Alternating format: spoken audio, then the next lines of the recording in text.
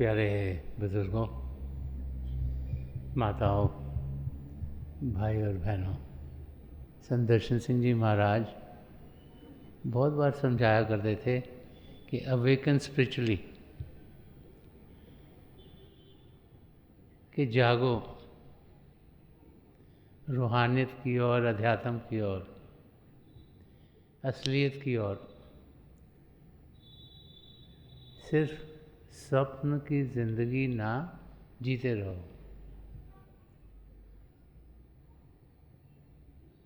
जब इंसान को स्वप्न आता है तो उसे हर एक चीज़ असली लगती है। जितनी देर वो सपना देखता रहता है उसे लगता है जो कुछ हो रहा है सब असल में हो रहा है। लेकिन जब हम स्वप्न से उठते हैं तभी हमें जाके यकीन होता है कि वो तो एक सपना था। फिर हम सोचना शुरू करते हैं सपना सच हो सकता है, ये हमें क्यों आया, किस लिए आया। लेकिन ये हमें समझ में आ जाता है कि वो स्वप्न सही नहीं था। हमने उसे अनुभव किया लेकिन असलियत नहीं थी। ऐसे ही जब तक हम मन इंद्रियों के घाट पर जीते रहेंगे हमें यही लगेगा कि हर एक चीज़ जो हम आँखों से देखते हैं, कानों से सुनते हैं, बाकी इंद्रियों से ग्रहण करते, सब सच है। जब तक इस नींद से उठेंगे नहीं, जब तक आध्यात्मिक जागृति नहीं होगी, तब तक ये समझ में ही नहीं आ सकता कि जो कुछ हम सोचते हैं वो सही है, वो है ही नहीं। महापुरुषों ने ये धरती जिस पर हम जी रहे हैं, ये ज़िंदगी जो हम मन इंद्रियों के घाट पर जीते हैं, इसे माया की दुनिया कहा गया है। देखने में कुछ और, असलियत में कुछ और। जो अनुभव करते हैं वो कुछ और, असलियत कहीं और छुपी हुई है। मगर उस असलियत को हम सब जान सकते हैं। संत कृपाल सिंह जी महाराज बहुत बार ये फरमाया करते थे, what one man can do so can another, कि जो एक इंसान कर सकता है वो दूसरा भी कर सकता है।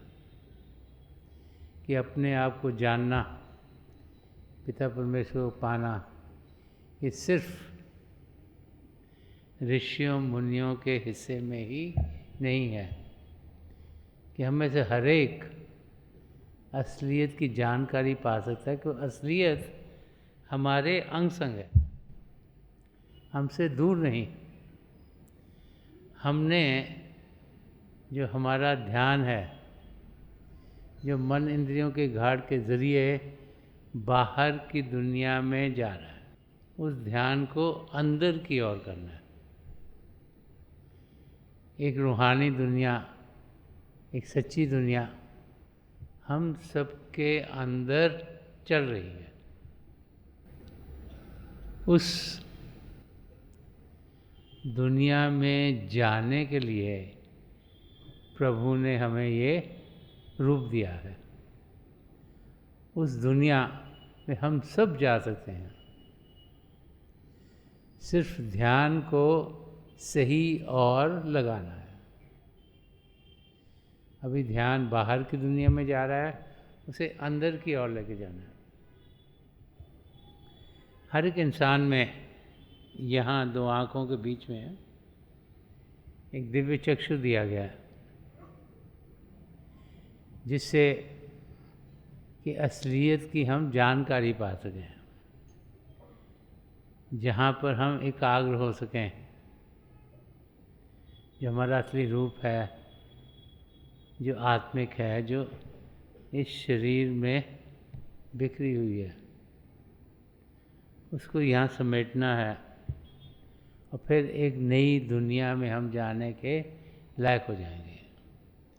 वो दुनिया जो प्रेम की दुनिया है, वो दुनिया जो खूबसूरती से भरपूर है, वो दुनिया जो इस दुनिया से कई गुना ज़्यादा बेहतर है।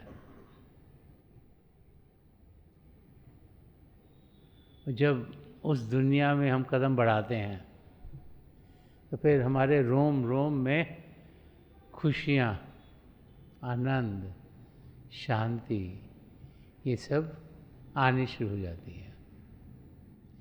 क्योंकि ध्यान बाहर की ओर है तो वो जो खुशी हमारे भीतर है वो कभी बाहर आती नहीं। मन माया के पर्दे हम सब के ऊपर चढ़े हुए हैं, लेकिन अभ्यास करके हम उन पर्दों को हटा सकते हैं। इसलिए बार बार बार हमें समझाया जाता है कि हम शांत अवस्था में जाएं, शरीर को शांत करें, मन को शांत करें,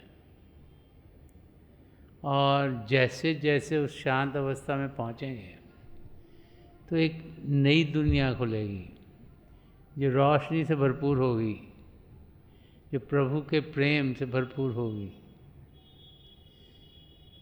जिसमें ऐसी ऐसी ध्वनि, ऐसी ऐसी धुनें, ऐसी ऐसी म्यूज़िक हमें सुनने को मिलेगा जो हमने कभी पहले नहीं सुना। इतना मधुर, इतना मस्ती के आलम में पहुंचाने वाला। और जैसे जैसे उस नगरी का अनुभव हमें होना शुरू हो जाएगा, वैसे वैसे उसमें हम ज़्यादा जाना शुरू होंगे। हमारा दिल करेगा कि हम वहाँ और देर रहें। अब जब भी हम ऐसी जगह जाते हैं जहाँ जाके हमें सुकून मिलता है, शांति मिलती है, तो हमारा दिल नहीं करता वहाँ से जाने का। जब हम अभ्यास करते हैं, अंदर की दुनिया में बढ़ते हैं, अंदर की शांति पाते हैं, अंदर की खुशियाँ पाते हैं, तो उससे कई गुना ज़्यादा हमारा दिल करता है कि हम वहीं रहें। अभ्यास करने का दिल ज़्यादा करना शुरू कर देता है, क्योंकि अंदर की खुशियाँ, अंदर के आनंद के बराबर बाहर की दुनिया में कुछ है नहीं। इसलिए महापुरुष हमें समझाते हैं कि हम अभ्यास करें, रोज़ाना करें, बाकायदगी से करें, ताकि सबके साथ जुड़ें और हमारे भीतर जो प्रभु की ज्योति और प्रभु की ध्वनि चल रही है उसको हम अनुभव करें। क्योंकि उन्हें मालूम है कि उसको पकड़कर हम फिर अपने निज धाम सचखंड, जहाँ से हम आए हैं, वहाँ वापस पहुँच सकते हैं। और जिस मकसद से हमें ये मानव चोला मिला है कि हम अपने आप को जानें कि हम एक आत्मा हैं, और फिर उस आत्मा को 84 लाख जिया जून से मुक्ति दिलवाएं, कि आत्मा का मिलाप परमात्मा में करवाएं, वो मकसद हमारे लिए पूरा हो सकता है।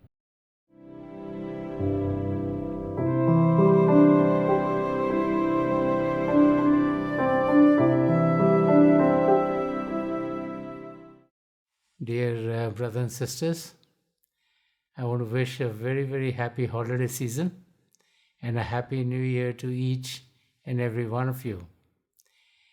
As the new year turns, we're all having hopes that the new year would be better than the one that has passed. And so I pray that in the new year, you'll all be physically healthy, mentally astute, emotionally happy, and spiritually uplifted. You know, every year at this time of the year, we come out with a slogan for the next year. And so the slogan for the next year is meditate more in 2024. Whatever you meditated this year, we want to increase the amount of meditation that you do. We know today that meditation is good for you in all kinds of directions. whether it be your physical health. There's a lot of research which tells us that people who meditate remain more healthy. So for the physical body, meditation gives the body enough rest. If you're in pain, the pain is relieved. If there are other difficulties in the body, let's say you have an operation, when you meditate, you heal much faster. And so meditation does wonders for the physical body. We all live in an age where there's a lot of stress and strain, and a lot of papers have been written about the help that we get in dealing with the stressful situations of our life as we meditate. So as we meditate, we're able to be in states which are more calmer, which are more peaceful, and the stress and strain just vaporizes from our life. We also know that at the intellectual level, meditation being a form of concentration, it helps us being more efficient in whatever we do. So if we are a student, then our studies are coming easier to us. If we are in the workforce, we produce more in the same amount of time, and we find that our efficiencies are getting better and better in everything that we do. And most important of all is the spiritual arena. Meditation is a means by which we really know ourselves. It's a means by which we know God. It's a means by which our real self, our soul, connects with God. And so more meditation is going to bring us closer and closer to God.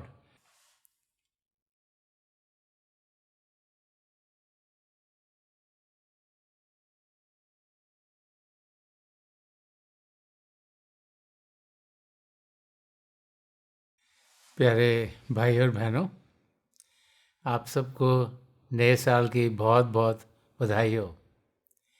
ये जो नया साल आ रहा है, ये आप सबके लिए खुशियों से भरपूर हो।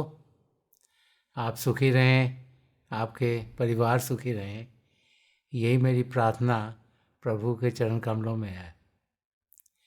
जब भी हम नए साल के पास पहुंचते हैं तो हम ये देखते हैं कि पिछले साल हमने क्या किया और अगले साल में हम क्या बेहतरी कर सकते हैं। तो इस साल के लिए जो स्लोगन है वो है मेडिटेट मोर इन 2024, कि ये जो नया साल आ रहा है इसमें हम ज़्यादा अभ्यास करें, क्योंकि अभ्यास के ज़रिए ही हम सब कुछ पाते हैं। आजकल का समय है जबकि हर एक चीज़ पे बहुत रिसर्च हो रही है, और रिसर्च हमें यही समझा रही है कि चाहे शरीर में कोई तकलीफ़ हो, चाहे हमारे अंदर तनाव हो, चाहे हम अपने आप को ऐसी अवस्था में करना चाह रहे हैं जिसमें कि हम अपना ध्यान, अपनी कंसंट्रेशन बढ़ा सकें, तो उन सब में हमें अभ्यास करना बहुत ही मददगार होता है। तो भजन सिमरन करना, अपने शरीर को शांत करना है, अपने शरीर को तंदुरुस्त रखना है। इसके साथ साथ जो आजकल के ज़माने में जबकि बहुत हलचल चल रही है, तो उस हलचल में अपने आप को शांत हम अभ्यास के ज़रिए ही कर सकते हैं। और वो बच्चे जो पढ़ते लिखते हैं, तो उनके लिए जब वो अभ्यास करते हैं तो वो अपनी पढ़ाई में बहुत बेहतर हो जाते हैं, क्योंकि जो अभ्यास करने का तरीका है ये एकाग्र होने का तरीका है। और जैसे जैसे हमारी एकाग्रता बढ़ती है, जैसे जैसे हम अभ्यास ज़्यादा करते चले जाते हैं, वैसे वैसे हम देखते हैं कि जो भी हम पढ़ते हैं उसको हम सही तरीके से ग्रहण कर पाते हैं, और वो हमें जल्दी याद हो जाता है, और हम उसके ऊपर फिर और चीज़ें और भी जल्दी जल्दी समझ सकते हैं। इसके साथ साथ ज़िंदगी में जब तनाव आता है, क्योंकि हलचल बहुत है और चीज़ें हम सब के लिए कभी एक किस्म की होती हैं, कभी दूसरी किस्म की होती हैं, तो अभ्यास के ज़रिए हम अपनी ज़िंदगी को बेहतर कर पाते हैं, ताकि जो भी हमारे रिश्ते नाते हैं उनमें कोई तनाव ना आए, वो खुशी से और बढ़ते चले जाएं।